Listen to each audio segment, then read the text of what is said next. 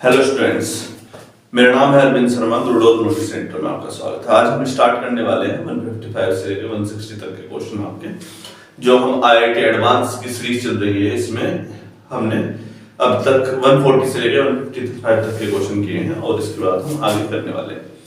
आज के केसेस में हम देखेंगे कि कुछ लॉगरिथमिक के क्वेश्चन देखेंगे कि लॉग वाले क्वेश्चन एग्जाम में जब आते हैं तो उसमें कुछ ना कुछ चेंजेस आ जाते हैं, और लॉग के केस में जब डोमेन या रेंज पूछा जाए तो थोड़ी दिक्कत भी आती है, वो भी हम देखने वाले हैं। ठीक, चलिए सवाल स्टार्ट करते हैं। और आपने फ्रैक्शनल पार्ट वाला केस देखा होगा, फ्रैक्शन वाले पार्ट को भी हम आज सोल्व करने की कोशिश करेंगे। फ्रैक्शन या ग्रेटेस्ट इंटीजर फंक्शन का एक क्वेश्चन है वो। चलिए केस नंबर 156 की तरफ चलते हैं। if this and this, अब आप ये तो जानते होंगे कि ये दोनों क्या चीज को डिनोट करते हैं। ये आपका फ्रैक्शन पार्ट को डिनोट करता है, किसको? फ्रैक्शन ऑफ x, और ये जो डिनोट करता है वो ग्रेटेस्ट इंटीजर फंक्शन को डिनोट करता है। ठीक, एंड सवाल अब लिखते हैं, and fraction part of x plus 1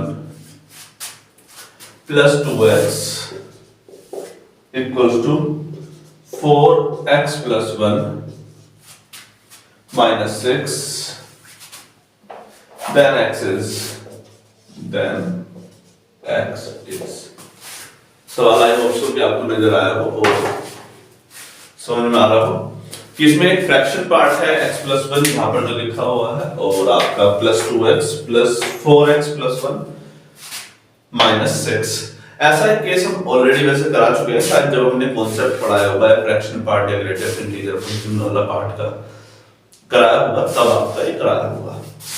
ठीक, हम x दो प्रकार से लिखते हैं। x मान लीजिए कि आपका कोई नंबर है 2.3, ठीक, इसमें से एक ग्रेटेस्ट इंटीजर फंक्शन वाला पार्ट होता है। मान लीजिए कि x का ग्रेटेस्ट इंटीजर फंक्शन वाला पार्ट क्या हो गया? 2। यही होता है ग्रेटेस्ट इंटीजर फंक्शन का मतलब, जो उसमें छोटी वैल्यू आती है वो आ जाती है 2, है ना।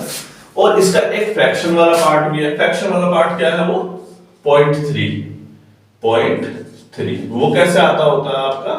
आप इस नंबर में से 2.3 में से आप 2 को घटा देते हो तो आपका 0.3 जो कि आपका फ्रैक्शन वाला पार्ट है वो आपको यहाँ आ जाता है।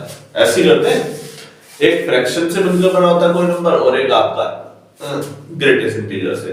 अब आप बोलेंगे सर 5 में तो फ्रैक्शन वाला पार्ट है नहीं। फ्रैक्शन वाला पार्ट है नहीं, एक्चुअली दिखाई नहीं देता है। 5 का मतलब 5.0, ये वाला जो पार्ट है वो आपका ग्रेटेस्ट इंटीजर को दिखा रहा है 5 को, और ये वाला पार्ट आपका फ्रैक्शन वाले पार्ट को दिखाता है। ठीक, तो इस चीज को आप अंदाजा लगा सकते हैं कि कोई भी नंबर दो चीजों से मिलकर बना है, पहला फ्रैक्शन और दूसरा आपका एक ग्रेटेस्ट इंटीजर फंक्शन। ठीक, तो यहां से हमें एक और चीज सीखने को मिली कि कोई भी नंबर दो चीजों से मिलकर बना, फ्रैक्शन और ग्रेटेस्ट इंटीजर। तो x जो होता है एक्चुअली वो फ्रैक्शन वाले पार्ट प्लस ग्रेटेस्ट इंटीजर वाले पार्ट का सम होता है। ये चीज सीखने को मिल गई। अब आप एक और बात जानते होंगे कि फ्रैक्शन वाला पार्ट जो होता है वो पॉइंट में होता है, 0.2, 0.3, 0.7, 0.8, 0.9 ऐसे कुछ होता है। एक्चुअली उसकी वैल्यू जब 1 हो जाएगी तो वो ग्रेटेस्ट इंटीजर में बदल गया, और अगर वो वैल्यू 0.1, 0.2, 0.3 दिखा रहा है तो इट मेक्स सेंस कि उसकी वैल्यू 1 से कम है और 0 से ज्यादा है। तो ये भी बात आपको यहाँ पे हमेशा याद रखनी है जब ऐसा कोई केस आए कि इसकी value always greater than equals to 0 and less than 1 होती है। ग्रेटर देन इक्वल्स टू इसलिए लगाया कि जब ऐसा कोई केस आए, जैसे कि 5 मैंने बोला, तो 5 के केस में 5.0 तो ये फ्रैक्शन वाला पार्ट को दिखाएगा 0। लेकिन अगर 5.5 में प्लस का 1 जुड़ा हुआ है तो ये आपका ग्रेटेस्ट इंटीजर वाला पार्ट में आ जाएगा। तो जो फ्रैक्शन वाला पार्ट है वो हमेशा 1 से लेस होगा और greater than equals to x 0 होगा। ये चीज आपको ध्यान में रखनी है। बस दो प्रॉपर्टी अगर आपको आती है तो समझ लो कि सवाल हो गया। चलिए, ग्रेटेस्ट इंटीजर फंक्शन ये लिखा हुआ है, इसको चाहो तो आप इसकी और इसकी फॉर्म में तोड़ सकते हैं। x plus 1 equals to greatest integer function x plus 1 plus bracket में x प्लस 1। ठीक, इसकी वैल्यू कितनी आ जाएगी, दिस माइनस दिस, इसकी वैल्यू कितनी आ गई आपकी x plus 1 minus greatest integer function x plus 1 plus का 2x equals to 4 times of greatest integer function x plus 1 minus 6।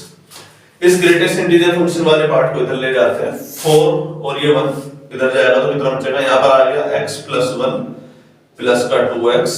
इस ग्रेटेस्ट इंटीजर फंक्शन 1 वाले को इधर लेके जाएंगे, इस 4 के साथ जोड़ेंगे तो कितना हो गया 4 ग्रेटेस्ट इंटीजर, 4 और 1 5, ये माइनस का बेटा इधर जाएगा तो प्लस का हो जाएगा माइनस का 6। ठीक, x और 2x कितना हो गया, 3x plus 1 equals to 5 greatest integer function x plus 1। अगर आपको इसमें यहां पर मल्टीप्लाई हो सकता है दिक्कत आ रही हो तो आप ऐसे समझ सकते हैं, 5x प्लस 1 का मतलब 5 के अंदर मल्टीप्लाई करेंगे 5x प्लस 5।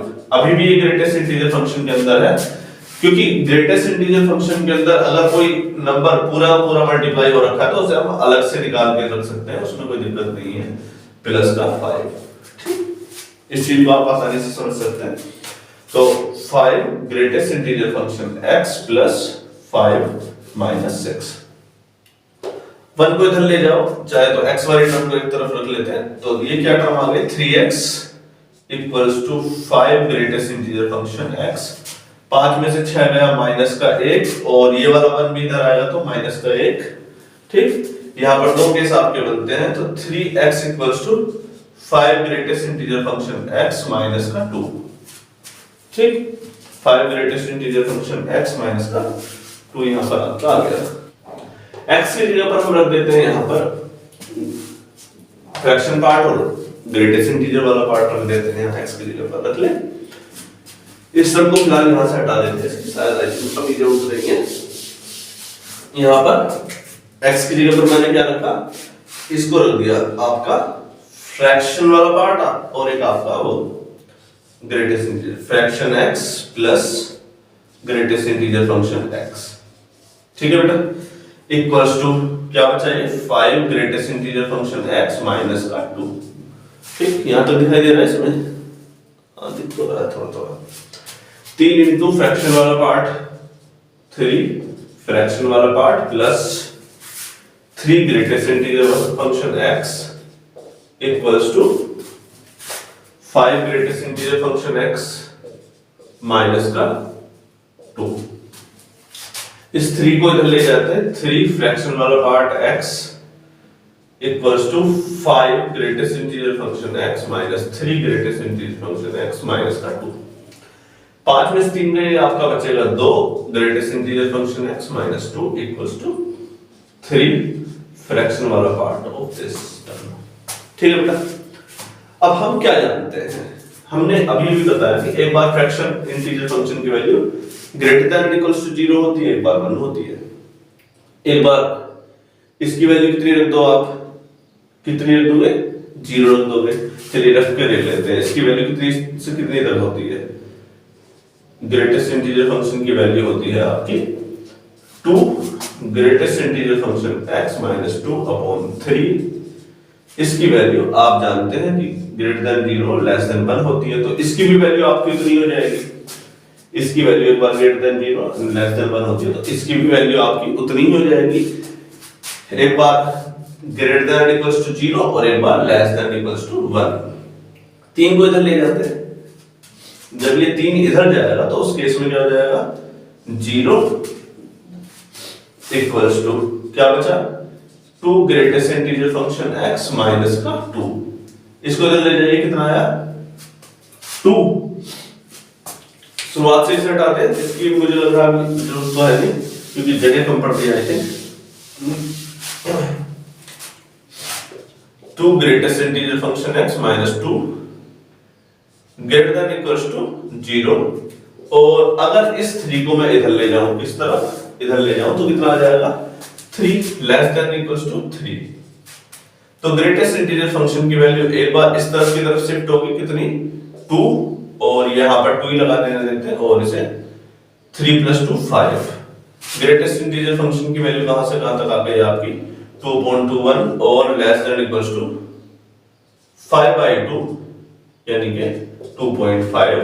एक्चुअली 2.5 का कोई मतलब नहीं बनता जबकि वो आपका ग्रेटेस्ट इंटीजर फंक्शन में है और उसमें लेस का साइन लगा है तो बिल्कुल स्पष्ट बात है कि इसकी वैल्यू कितनी हो जाएगी, ग्रेटेस्ट इंटीजर फंक्शन की वैल्यू यहां पर एक बार 1 आएगी, एक बार आपकी 2 आएगी। इस चीज को आप आसानी से समझ सकते हैं। ग्रेटेस्ट इंटीजर फंक्शन का 2.5 का मतलब कुछ नहीं होता, उसका मतलब होता है 2। ठीक, तो यहां पर आपके पास दो वैल्यूज आई, एक आपकी 1 और एक आपकी आई 2.52। इसका इस्तेमाल आप कहां कर सकते हैं, इसका इस्तेमाल आप कहीं भी कर लीजिए। आपको x की वैल्यू निकालनी है, आप चाहे तो इस इक्वेशन में रख के भी निकाल सकते हैं। 3x = 5 greatest integer function x - 2, इसमें आप वैल्यू रख दीजिए, आपका आसानी से आंसर आएगा। चलिए रख के देख लेते हैं। 3x = 5 greatest integer function x - 2। एक बार आप वैल्यू 5 * 1 रखेंगे, 5 - 1 * 2 = 3, तो 3x = 3 और x की वैल्यू कितनी है आपकी 3/3 बना गई। पहला एक सॉल्यूशन कितना आया आपका 1। इस बात को आप ध्यान में रखें कि हो सकता है कि आंसर आपके एक से ज्यादा आए, तो ये वाला केस आपका मल्टीपल चॉइस में बन सकता है कि आपके 2, 3, 4 या 5 आंसर भी आपके आ सकते हैं। तो अगर एक वैल्यू 1 है, एक 2 है, तो 2 भी रख लेते हैं। 3x = 5 * ग्रेटेस्ट इंटीजर फंक्शन की वैल्यू 2 रख देते हैं -2, 5 2 जा 10, 5 2 जा 10 - 2 कितना आ गया 8। 3x = 8 और x की वैल्यू यहां से आपकी कितनी आ जाएगी, x की वैल्यू यहां से आ जाएगी आपकी 8/3। तो यू विल गेट 2 आंसर और दो आपके आंसर आए x केस में, दैट इज x = 1 आया, एक आपका 8/3 आया। इट मेक्स सेंस कि आपके पास दो सॉल्यूशन यहां पर आए। आसान था। हमने सबसे पहले इसी ग्रेटेस्ट इंटीजर फंक्शन की इस फिनोमेना का इस्तेमाल किया, एक जब हमने इसको एक्सपेंड किया, इसको x और ग्रेटेस्ट इंटीजर फंक्शन की फॉर्म में लाए, उसको सॉल्व कर लिया। उसके बाद हमने फिर से इसे इसी फॉर्म में लेके आए फ्रैक्शन पार्ट में, और इसमें क्यों लेके आए, क्योंकि हमें पता है कि फ्रैक्शन पार्ट की वैल्यू कुछ ना कुछ होती है, 0 से 1 तक ही होती है। तो आपके पास अगर ऐसा एग्जाम में क्वेश्चन आएगा तो आपको भी इसी प्रकार से तोड़कर करना पड़ेगा। और ये सवाल आपका आई होप सो कि मल्टीपल चॉइस में आएगा, सिंगल क्वेश्चन में नहीं आएगा। ठीक, चलिए नेक्स्ट केस की तरफ चलते हैं।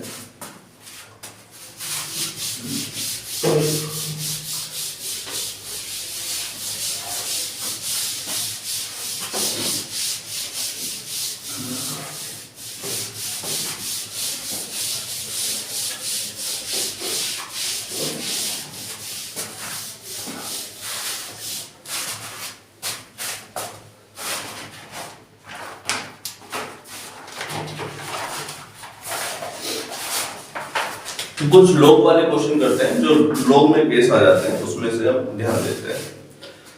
बहुत ज्यादा टफ क्वेश्चन नहीं लेंगे, लेकिन लॉग वाले जो संभव क्वेश्चन हो सकते हैं वो संभव क्वेश्चन हम करने की कोशिश करेंगे। लघुगणक हिंदी में कहते हैं और इंग्लिश में लॉगरिथमिक कहते हैं। और आपके पास सवाल कुछ इस प्रकार से है, बहुत ज्यादा टफ क्वेश्चन नहीं है। फॉर द इक्वेशन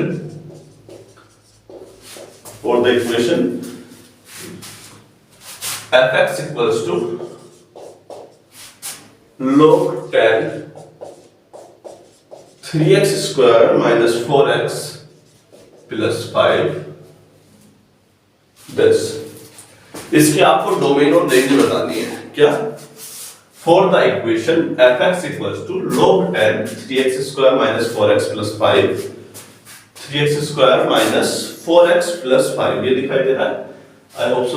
हाँ, दिखाई तो दे रहा है। वैसे क्या बतानी है आपको इसमें, डोमेन और रेंज।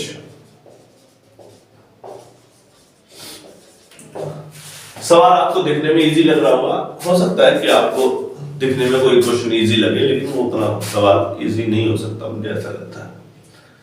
इस सवाल को आप अगर एक बार अपने आप करने की कोशिश करेंगे तो आपको पता चलेगा कि जो बीच वाला पार्ट है वो एक आपको कुछ इस प्रकार की टर्म दिखा रहा है, 3x² - 4x + 5।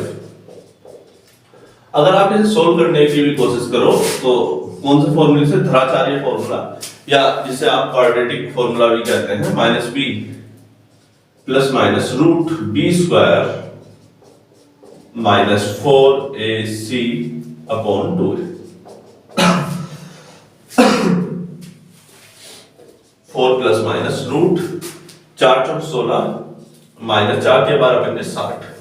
एक्चुअली ये वाली जो टर्म है स्क्वायर रूट में कैसी आ गई, नेगेटिव। ये आपकी नेगेटिव वैल्यू को दिखा रहा है। नेगेटिव वैल्यू का मतलब अगर स्क्वायर रूट के अंदर नेगेटिव है तो वो एक इमेजिनरी टर्म है, यानी कि इट मेक्स सेंस कि इसका एक इमेजिनरी सॉल्यूशन आना है। क्या इमेजिनरी सॉल्यूशन आना चाहिए। आप ये कहने की कोशिश करना चाहते होंगे, है ना। और जब x की वैल्यू हमेशा इमेजिनरी हो तो सवाल कैसे सोल्व हो, इसी वजह से क्वेश्चन एडवांस में आया हुआ है। आई थिंक आया हुआ होगा, नहीं होगा ये तो मुझे पता नहीं, लेकिन ये सवाल एडवांस के लायक ही बन सकता है शायद। तो सॉल्यूशन इसका इमेजिनरी आ रहा है और इसकी डोमेन भी निकालनी है और रेंज भी। इस सवाल को एक बार अच्छे से और ऑब्जर्वेशन करेंगे। आपने ये देखा कि इसका जो डिस्क्रिमिनेंट आया वो कैसा है, लेस देन 0। डिस्क्रिमिनेंट कैसा था आपका, लेस देन 0 था। इसकी पहली टर्म जो सबसे बड़ा कोफिशिएंट है log 10 3x square minus 4x plus का 5, वो कैसा है आपका, ग्रेटर देन 0। दो केस बनते हैं आपके, डिस्क्रिमिनेंट लेस देन 0 और a ग्रेटर देन 0, ठीक है। इसके अलावा एक चीज और ऑब्जर्वेशन करने वाली है जो आपको एग्जाम में ऑब्जर्व करनी है, वो x square minus 4x plus का 5। आप इन दोनों टर्म को जो पॉजिटिव वाली है उन्हें एक साथ रख के देखिए और जो नेगेटिव वाली टर्म है उसे अलग करके देखिए, और आपको अंदाजा लग जाएगा कि ये वैल्यू हमेशा कैसे दिखाने वाला है। अगर हम x की वैल्यू कैसी भी रखें तो ये कैसा सॉल्यूशन निकाल करके दिखाएगा आपको। नेगेटिव वैल्यू दिखा सकता है। आप इसमें कुछ भी वैल्यू रखिए, क्या ये वैलिड आएगा कि नहीं आएगा, ये मैं आपसे जानने की कोशिश करना चाहता हूं कि अगर आप इसमें x की वैल्यू -1 रखते हैं या -2 रखते हैं तो 3 इंटू -2 का स्क्वायर प्लस 5 माइनस का 4 इंटू माइनस का 2, ठीक है बेटा। और अच्छे से देखिए 3 इंटू -2 का square 4 plus 5 minus minus plus 4 दूनी 8। कैसी वैल्यू आ रही है, सारी की सारी पॉजिटिव। एक नेगेटिव वैल्यू को रखने के बाद भी पॉजिटिव वैल्यू दिखा रहा है, ठीक। इस केस को और अच्छे से अंदाजा लगाइए कि क्या 3x स्क्वायर कभी 4x से छोटा होगा अगर वो ग्रेटर देन 0 को दिखा रहा है। ठीक से देख लेते हैं। x की वैल्यू आप चाहें तो 1 2 प्लस का 2 रख के देख लीजिए। 3 इंटू 2 का स्क्वायर प्लस का 5 माइनस का 4 इंटू 2, 2 दूनी 4, 4 दिया 12 प्लस 5। अगर किसी टर्म में अगर आप इसमें एक पॉजिटिव टर्म रखते हो तब उससे अगर आप 4x से घटाओगे या 4 इंटू 2 8 से घटाओगे तो भी कैसी वैल्यू आ रही है आपकी, पॉजिटिव। अब आप बोलोगे सर 3x स्क्वायर तो 4x से छोटा हो भी सकता है। हाँ संभव है, हो सकता है, क्यों नहीं हो सकता। 3x स्क्वायर 4x से छोटा क्यों नहीं हो सकता। 3x स्क्वायर 4x प्लस का 5 माइनस का 4x। आप अगर कोई फ्रैक्शन पार्ट रख दो, क्या कोई फ्रैक्शन पार्ट रख दो, 1/2 रख के देख लो, उस केस में ये नेगेटिव टर्म दिखाएगा। जो कैसी नेगेटिव टर्म दिखाएगा 3x स्क्वायर और 5x। लेकिन समस्या एक और है, 3x स्क्वायर के सपोर्ट में एक बंदा खड़ा है, कौन, प्लस का 5। ठीक से देखो, अगर आप रखते हैं कि x की वैल्यू सर हम 1/2 रखेंगे, अब देखो आपका आंसर कैसे गलत आता है। 3/4 आ गया, ये 1/2 रखेंगे, -4 इंटू 1/2 माइनस का 2 आ गया। 3/4 और -1/2 जब आप सोल्व करोगे तो कैसा आंसर आ रहा है, 4 3 -8। एक नेगेटिव वैल्यू आ रही है, कैसी, एक नेगेटिव वैल्यू आ रही है। लेकिन 3x स्क्वायर के सपोर्ट में एक बंदा खड़ा है, वो है 5। हमने कहा कि इसमें 5 और जोड़ के दिखाओ, अब नेगेटिव लेके दिखाओ उसे। हमें इस बात का अंदाजा लग गया कि ये हमेशा ग्रेटर देन 0 आने वाला केस है और इसकी वैल्यू कैसी आने वाली है, रियल वैल्यू आएगी। मतलब हमें एक चीज पता चली कि इसका डोमेन क्या आने वाला है, डोमेन आएगा R, रियल नंबर। क्लियर हो गया बेटा? तो आपको इस जैसे सवाल को कैसे करेंगे, आप सपोर्ट लेंगे किसका, पॉजिटिव वाली टर्म एक तरफ लेके चलो, नेगेटिव वाली को दूसरी तरफ लेके चलो, और उसका ऑब्जर्वेशन बेस पे अंदाजा आप आसानी से लगा सकते हैं कि वो कैसा वैल्यू को दिखाएगा, और रियल वैल्यू को दिखाएगा कि कोई भी रियल रखेंगे आपका ये पॉजिटिव आ रहा है। पहला केस क्लियर हो गया। डोमेन, रेंज में चर्चा करो। चलिए डोमेन आपका समझ में आया, एक बार और रख के देख लो, कोई और टर्म रख के देखो, आप इसे नेगेटिव बनाने की कोशिश करो, नहीं आएगा नेगेटिव, ठीक? क्योंकि सपोर्ट में कौन बैठा है, सपोर्ट में 5 बैठा है। तो ऐसे केसेस की रेंज कैसे निकाली जाए, ऐसे केसेस में हम रेंज कैसे निकालते हैं? रेंज निकालने का तरीका, जब कि डिस्क्रिमिनेंट लेस देन 0 हो और पहली टर्म ग्रेटर देन 0 हो, तो उस केस में हम इसको किसी तीसरी टर्म के इक्वल मान लेते हैं। ऐसे केसेस को क्या, ऐसे केसेस में इसको किसी तीसरी टर्म के इक्वल मानेंगे। 4x + 5 को मान लीजिए इसे y के इक्वल मान लिया, तो अब अगर आप इसे लिखेंगे तो कैसे लिखेंगे, log 3x² - 4x + 5 upon log 10 नीचे लिख दो। ये log 10 जो बेस में था, अगर आपको याद ना हो तो log ax होता है क्या, एक्चुअली log होता है log x upon log a। ये वाला आपका formula log x upon log a।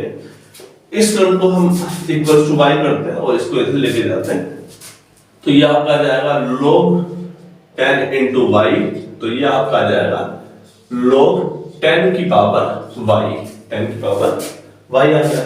इधर क्या बचा है आपका, log 3x² - 4x + 5 = log 10 की पावर y। ठीक है बेटा? तो ये वाली सारी टर्म किसके इक्वल आ गई, y के इक्वल आ गए। 3x² - 4x + 5 - 10 की पावर y। ठीक है बेटा?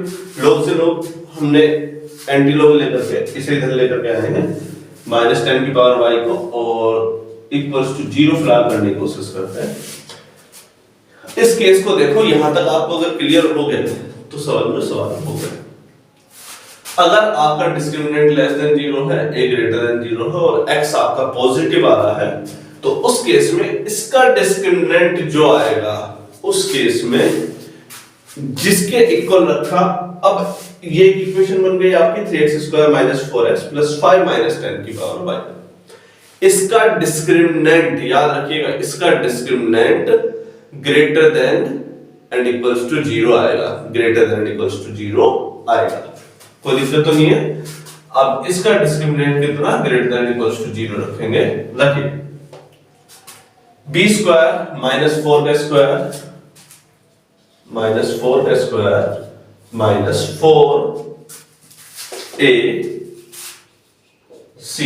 क्या है आपका, 5 - 10y, 5 - 10 की power y greater than equals to 0।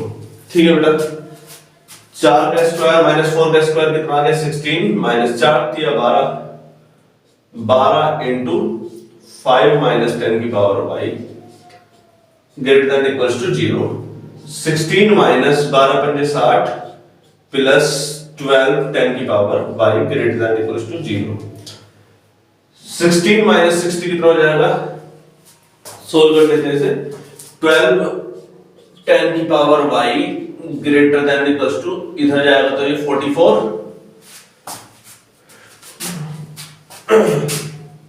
तो 10 की पावर y कितना आ गया, ग्रेटर देन इक्वल्स टू 44/12, यानी कि ग्रेटर देन इक्वल्स टू 0। 3 4 से कट जाएगा, 4 × 12, 4 से 11, 11/3, तो 10 की power y greater than equals to 11/3। log ले लीजिए, y log दिखाई दे रहा है क्या, y log 10 greater than equals to 11/3।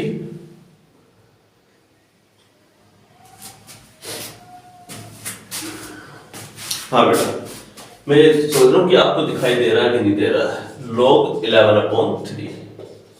ठीक, तो y कितना आ गया आपका, y आ गया greater than equals to log base 10 11/3, यानी कि y की वैल्यू जो आपकी आई बिलोंग्स टू करेगा आप log 10 11/3 से लेके इनफाइनाइट तक। ये आपका रेंज आया है, ये आपकी रेंज आई है। हमने कुछ खास ऐसा किया नहीं है एक्चुअली, इसको इक्वल्स टू वाई के इक्वल किया और उसको इधर लेकर के गए हैं, लॉग का एंटीलॉग लेकर के, और यहाँ पर डिस्क्रिमिनेंट को ग्रेटर देन 0 किया। डिस्क्रिमिनेंट आप जानते हैं क्या होता है, b स्क्वायर माइनस 4ac को ग्रेटर देन इक्वल्स टू 0 कर दिया और आपका सॉल्यूशन आ गया log 10 11/3 से इनफाइनाइट। तो आपके दोनों केसेस आई होप सो कि आपको क्लियर हुए हो, log 10 11/3 से लेके इनफाइनाइट, ये आपका सॉल्यूशन बना। तो जब कोई ऐसा सवाल आए जो आपको देखने में ही इजी लग रहा हो लेकिन वो जब फंस जाता है तो बड़ा दुख होता है, तो ऐसा केस आपको जब इसमें डोमेन और रेंज निकालने को आया तो आपको एक क्लैरिटी रही होगी कि हमने करा कैसे एक्चुअली से, है ना। इस चीज की क्लैरिटी का आप एडवांटेज उठा सकते हैं आपके एग्जाम में। ठीक, चलिए आगे बढ़ते हैं।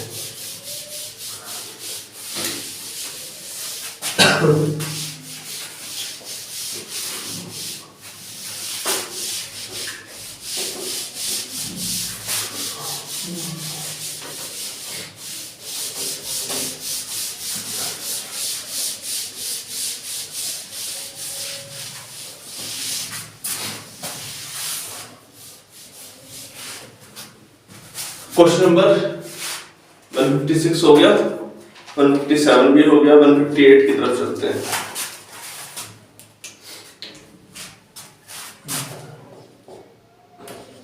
Question number 158, 156, 157, 158।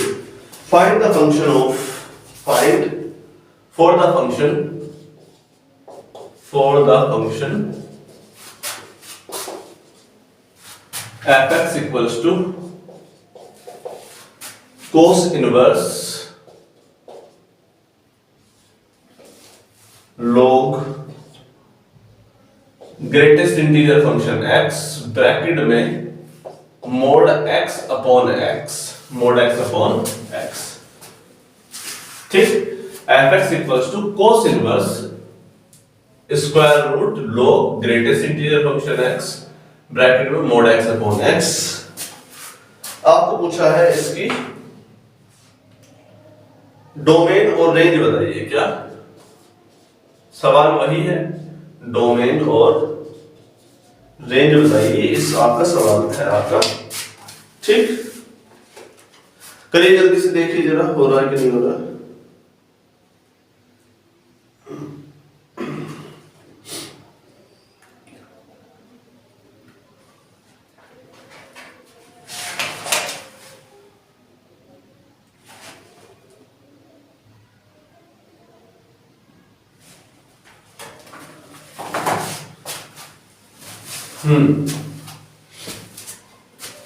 करिए, कोस इनवर्स साथ में स्क्वायर रूट भी है, ग्रेटेस्ट इंटीजर फंक्शन भी है और आपका मोड एक्स वाला पार्ट भी है। सब आपका सामने आ गया एकदम से और सवाल इजी पीजी सा है। ऑप्शन चाहिए तो ऑप्शन भी मैं दे देता हूं।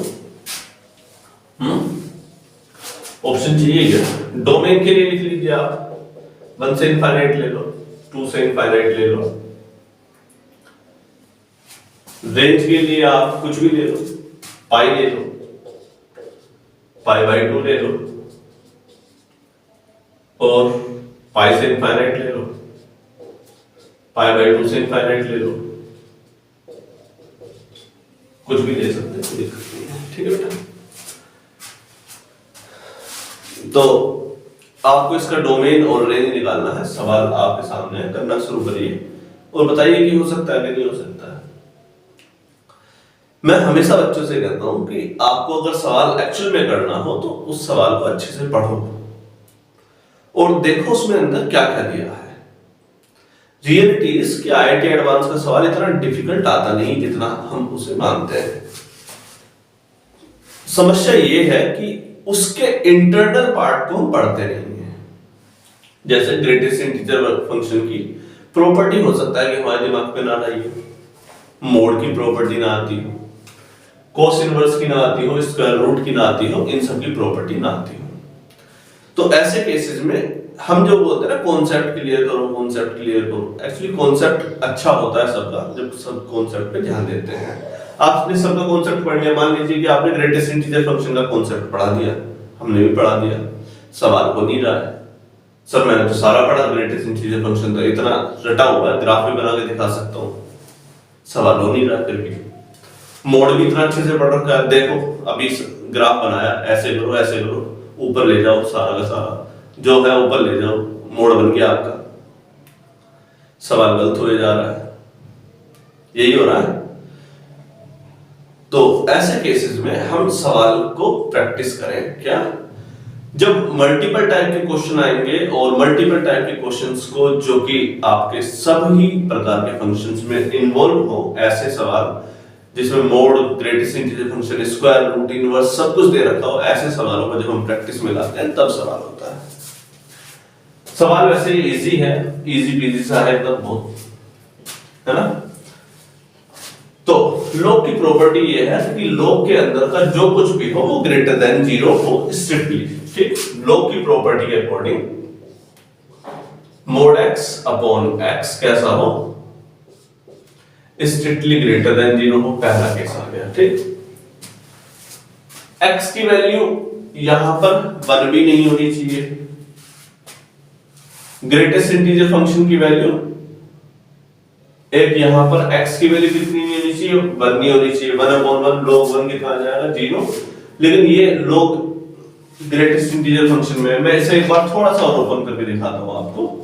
log actually mode x upon x तो यही रहेगा और यहां पर log मोड x ये नीचे भी आ सकता है, मोड ग्रेटेस्ट इंटीजर फंक्शन दिखाई दे रहा है, log mode x upon x upon log greatest integer function के अंदर x, इसकी वैल्यू एक्चुअली 1 भी नहीं आनी चाहिए x की, है ना। तो x जो हो गया वो आपका स्ट्रिक्टली ग्रेटर देन 0 हो गया और स्ट्रिक्टली ग्रेटर देन 1 भी हो जाएगा, x की वैल्यू कितनी स्ट्रिक्टली ग्रेटर देन 1 भी हो जाएगी। तो हमें ये तो अंदाजा लग गया, चलो x की वैल्यू 1 से इनफाइनाइट रख दें, है ना, ये संभवतः हो सकता है, चलो 1 ना रखें, 1 से इनफाइनाइट रख दें, ठीक। फिर बोला सर ऐसा करते हैं 1.2 रख के देख लो, क्या आपने कहा सर ऐसा करते हैं, जब आपने 1 से इनफाइनाइट बोल दिया तो ऐसा करते हैं 1.2 रख के देख लेते हैं। फिर आपने इस फंक्शन में दोबारा से वैल्यू रखी, log 1.2 upon 1.2 upon log greatest integer function के अंदर 1.2, ग्रेटेस्ट इंटीजर फंक्शन के अंदर 1.2 और ग्रेटेस्ट इंटीजर फंक्शन के अंदर 1.2 होने का मतलब नीचे वाली टर्म कितनी आ गई, log 1 ही आ गई। भाई ग्रेटेस्ट इंटीजर फंक्शन का मतलब क्या कि 1.99 तक की भी वैल्यू इवन लेके जाएगा, स्मॉलेस्ट ग्रेटेस्ट का मतलब क्या, स्मॉल लेके जाएगा, 1.2 है तो 1 लेके जाएगा, तो नीचे फिर से 1 आ गया। हमारे जो परिणाम निकल करके आने वाला था, जो आपने अब तक इमेजिनेशन किया कि इसकी वैल्यू तो नीचे 0 आ रही है और नीचे 0 आने का मतलब tends to infinite, solution fail हो गया, ठीक। तो पहला वाला जो ऑप्शन आपको दिखाई दे रहा है 1 से इनफाइनाइट, बड़ा ही सुंदर सा जवाब कि ग्रेटर देन 0 करते हैं, ग्रेटर देन 0 से तो वैल्यू गलत आ सकती है, ग्रेटर देन 1 करते थे, वो भी सॉल्यूशन गलत हो गया। तो उस केस में आपको इस बात का भी अंदाजा लग गया कि इसका सॉल्यूशन ये नहीं आएगा, इसके बाद वाला आ सकता है संभवतः कि वो क्या आएगा, ग्रेटर देन 2 से इनफाइनाइट। 2 रख के देखो, बिल्कुल आसानी से आएगा, 2 रखोगे तो ये वैल्यू हो रहा है हमेशा पास हो जाएगा, ठीक है बेटा।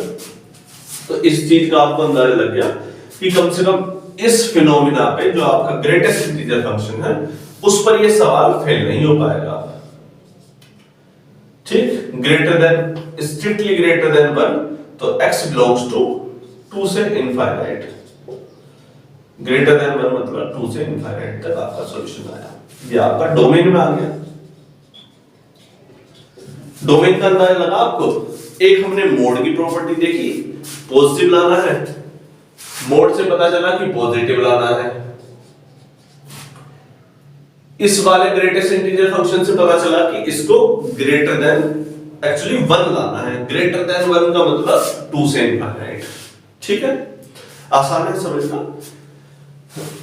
तो हमारे पास डोमेन तो चलो आ गया 2 से इनफाइनाइट, अब इसको इसके अंदर रख के भी देख लो, जब आप इसके अंदर 2 रखोगे तो ऊपर भी मोड और नीचे भी mode, actually positive upon positive. Mode की वैल्यू, लोग के अंदर मोड की वैल्यू, इसको हटा दे फिलहाल, इसकी आवश्यकता तो नहीं है फिलहाल, या नहीं हटाया, अभी नहीं हटाते। चलो, लोग के अंदर मोड x अपॉन x, अगर पॉजिटिव वैल्यू ही आनी है तो मोड की वैल्यू x के बराबर ही होती है। अगर मोड 2 है तो 2 ही वैल्यू दिखाएगा, और 2 है तो भी 2 ही वैल्यू दिखाएगा। तो इस बात का अंदाजा आपको लग जाना चाहिए कि इसका जो सॉल्यूशन यहां पर आने वाला है वो log 1 ही आ रहा है बार बार। क्या आने वाला है? log 1। और log 1 आने का मतलब इसकी वैल्यू बार बार क्या आने वाली है? 0। इसकी सिर्फ एक ही सॉल्यूशन आ रहा है, क्या? 0। आप कुछ और रख के देख लो, 2.2 रखोगे तो 2.2 upon 2.2 log 2.2 upon 2.2, आंसर आपका फिर से 0 ही आ गया। तो जब इसका आंसर 0 आ रहा है तो हमें इसकी रेंज निकालने में कोई इश्यू नहीं आ रहा है। रेंज क्या आ जाएगी आपकी? cos inverse 0। cos इनवर्स 0 का मतलब सॉल्यूशन आपका एक ही आया, बस π/2। तो इसकी रेंज भी बहुत आसानी से आ गई आपकी π/2। क्लियर है? तो ये सवाल एक्चुअली बहुत इजी था, इजी पीजी एकदम, है ना? तो उस केस में आपको क्या ध्यान देना था कि इसमें फंक्शन में किसका दबाव ज्यादा पड़ रहा है। स्क्वायर रूट का तो इस्तेमाल ही नहीं कर पाया हमने, आवश्यकता ही नहीं पड़ी, है ना? चलिए आगे बढ़ते हैं केस नंबर 159 की तरफ।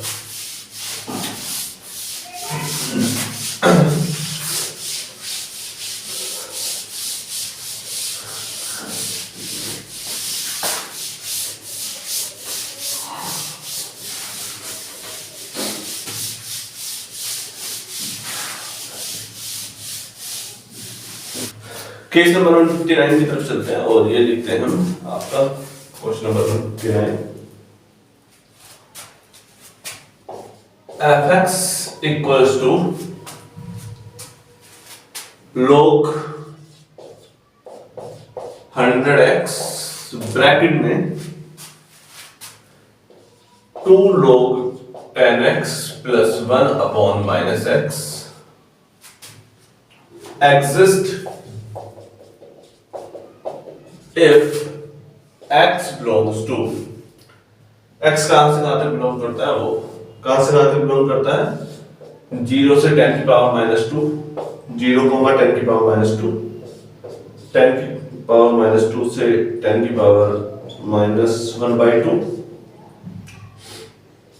10 की पावर 2 से 10 की पावर 3 और 10 की पावर 8 से इनफाइनाइट। 4 ऑप्शन मैंने आपको दिए, ये सवाल आपका होना चाहिए। देखिए सवाल को अच्छे से देखिए कि आपका दिया है question fx equals to log 100x, ये नजर आ रहा है ना? हाँ, log 100x। एक बार और लिख लेते हैं, थोड़ा सा ऊपर से लिख लेते हैं। log 100x ब्रैकेट में 2 log 10x plus 1 upon minus x exist करता है अगर x बिलोंग करता है कहां से कहां तक, वो सवाल है। ठीक, सवाल का अंदाजा लग गया हो तो आप करना स्टार्ट करिए जल्दी से और मुझे बताइए कि सॉल्यूशन क्या आ रहा है। देखिए तेजी के साथ सवाल दिखाई दिया, ये सवाल लोग का ही है। हमने कहा था कि लोग के कुछ क्वेश्चन करते हैं, तो लोग का ही एक केस है और काफी अच्छा लग रहा है मुझे केस ये। तो पहले एक तो ये लोग के अंदर खुद है, ये भी लोग के अंदर है और ये भी है ना? तो यहां पर क्या क्या केस बनते हैं आपके? एक तो इसके अंदर वाले इस केस को लेकर के चल सकते हैं, एक इसको लेकर के चल सकते हैं। ठीक, देखो जरा, अगर मैं इसको लिखने की कोशिश करूं कि ये वाला जो 100x है, जब आप log ax लिखते हो, कैसे log ax लिखते हो, तो उसे लिखते हो log x upon log a, ये लिखते हो।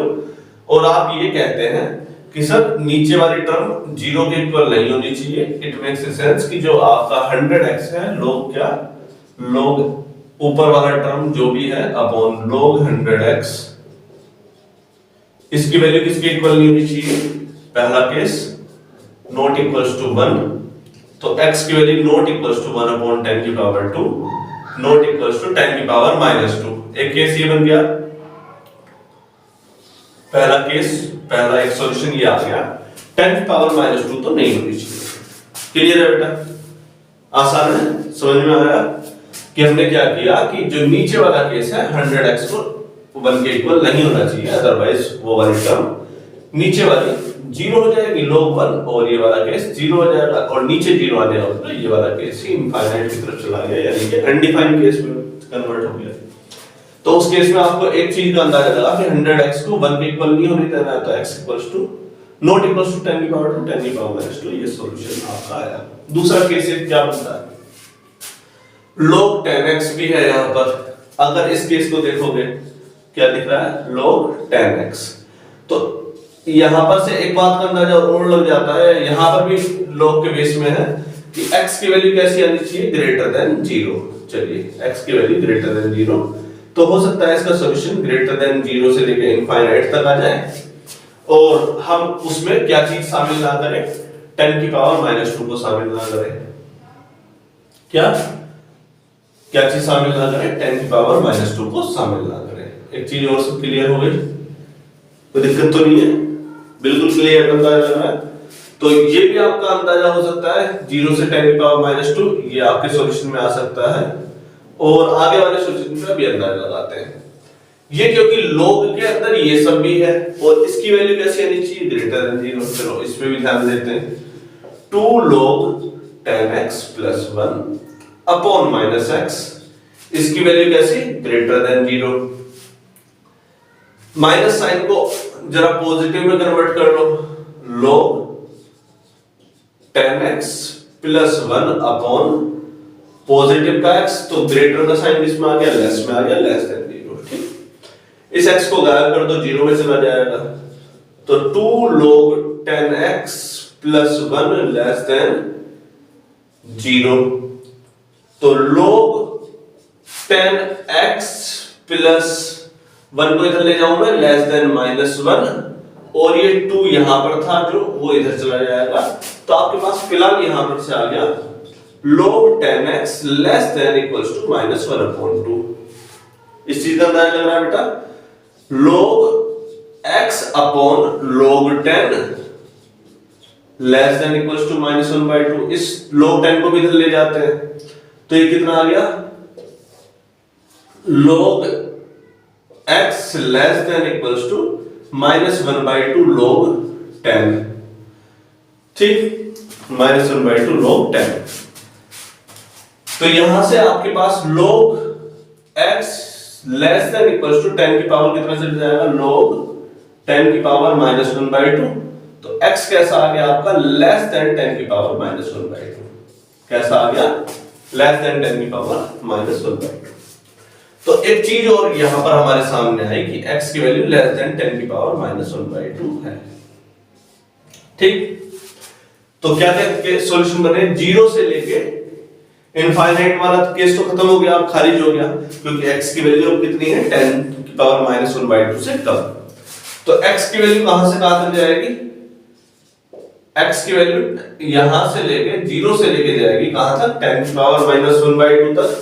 तो मतलब 10 की पावर -1/2 से पहले वाला एक केस शामिल हुआ, 10 की पावर -1/2 शामिल नहीं कर रहे हैं, और 0 से बड़ा, मतलब कि पहला वाला सॉल्यूशन है आपका 0 से 10 की पावर -1/2, और फिर 10 की पावर -1/2 से 10 की पावर -2 से 10 की पावर -1/2। दो आपके इसमें सॉल्यूशन आ गए। ठीक बेटा, इसमें से अगर आपको ऑप्शन चुनना हो तो कौन कौन से चुनोगे आप, 0 से 10 की पावर -2, ये तो अंदाजा लग गया कि इसको शामिल नहीं किया। ब्रैकेट कैसा है, ब्रैकेट आपका इस चीज को शामिल ना करने वाला है ना, तो पहला वाला ऑप्शन और दूसरा वाला ऑप्शन दोनों ही आपके सॉल्यूशन में है। ठीक, तो एग्जाम में इस चीज को आप ध्यान में रखें कि जब सॉल्यूशन आपके दो ऑप्शन भी मिल रहे हो तो उन दोनों पर भी टिक कर सकते हैं आप। ये हालांकि आपको देखने में मिल जाएगा कि वो मल्टीपल चॉइस में आपका आएगा, ठीक है, सिंगल क्वेश्चन में नहीं आएगा। कि मल्टीपल चॉइस में आपको अंदाजा लगाना पड़ेगा कि ये सॉल्यूशन है, ये है, ये है, ये है, तो आपको दो सॉल्यूशन मिल गए हैं। कोई दिक्कत तो नहीं है कि इससे छोटा तो 10 की पावर -1/2 से छोटा 0 से लेते हैं, लेकिन इसको शामिल नहीं करना है। ठीक है बेटा, चलिए केस नंबर 159 सवाल मेरे हिसाब से बेहतरीन था, अच्छा था। आपने इसमें क्या क्या करना है, इस वाले केस में हमने देखा कि लोग के अंदर जो भी टर्म है हर चीज का हमने एक्सपेक्ट देख लिया। किस किस टर्म का एक्सपेक्ट देखा? एक तो लोग बेस का टर्म देखा, लोग बेस ax, ये वाला जो बेस दे रखा है, इस बेस की ताकत देखी कि इस बेस ने एक टर्म को रिजेक्ट करवा दिया। पहला केस जो आपने सीखा है यहाँ से। दूसरा केस आपने ये सीखा कि लोग के अंदर यहां पर जो था वो ग्रेटर देन 0 होना चाहिए, वो आपने ग्रेटर देन 0 करवाया, या लोग के अंदर का जो टर्म है वो ग्रेटर देन 0 करवाया, ये आपकी तीसरी चीज है। ठीक, तो जब भी आपके पास ऐसा कोई केस आए तो आप इन्हीं प्रॉपर्टी का इस्तेमाल करें और आपका सॉल्यूशन जरूर आएगा। ठीक, आगे वाले केस पर चलते हैं, क्वेश्चन नंबर 160 की तरफ। वीडियो में चल रहा है, ज्यादा लंबी सी होती जा रही है ना।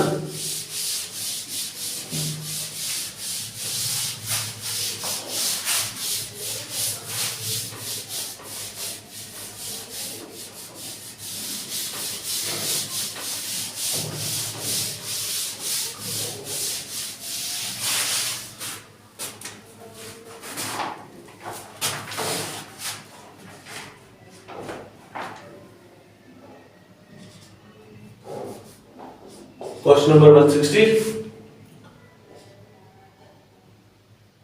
Find the domain. Find the domain of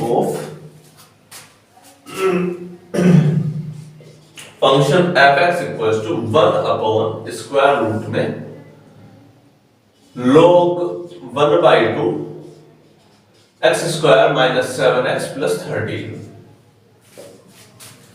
ये आपका केस है, x square f x equal to 1/2 log base में दे रखा है 1/2 x square minus 7x plus 13।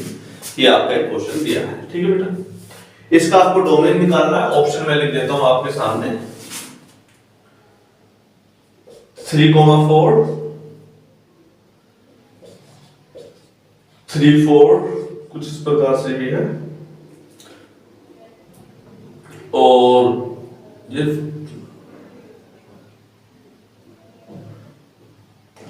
Minus infinite से 3 यूनियन 1 से इनफाइनाइट 1,3। ये आपके चार ऑप्शन मैंने आपको दिए। ठीक, और भी कोई ऑप्शन में चाहो तो आप अपनी तरफ से ले लो। सवाल देखो, सवाल एकदम बिल्कुल मस्के की तरह है, सिंपल है, मल्टीपल चॉइस है। मल्टीपल चॉइस का मतलब इसमें से कम 2 ऑप्शन तो आपके करेक्ट हैं ही। ठीक है, कम से कम 2 ऑप्शन आपके करेक्ट हैं इसमें से। हो सकता है आपको एक का तो अंदाजा भी लग गया होगा। एक का अंदाजा तो आपको लग गया होगा अब तक। हाँ बेटा, करेंगे कैसे? वैसे ही जैसे हम करते आए हैं। पहली बात तो ये एक तो 1/, में है, 1/, का मतलब नीचे है फंक्शन। अब जब फंक्शन नीचे होता है उससे इस बात का अंदाजा लग जाता है कि इसकी वैल्यू कितनी नहीं होनी चाहिए, इसकी वैल्यू 0 नहीं होनी चाहिए, पहली टर्म पूरी की वैल्यू 0 नहीं होनी चाहिए। तो एक तो लोग के अंदर वाली प्रॉपर्टी लगाओ। लोग के अंदर की प्रॉपर्टी क्या है कि इसकी value x square minus 7x plus 13 की वैल्यू कैसी होनी चाहिए, ग्रेटर देन 0, पहला केस ये आपका बना। ठीक, दूसरा केस क्या बन रहा है, log 1/2 x square minus 7x plus 13। इस केस में इसकी वैल्यू कितनी होनी चाहिए, कम से कम 0 तो ना हो, है ना।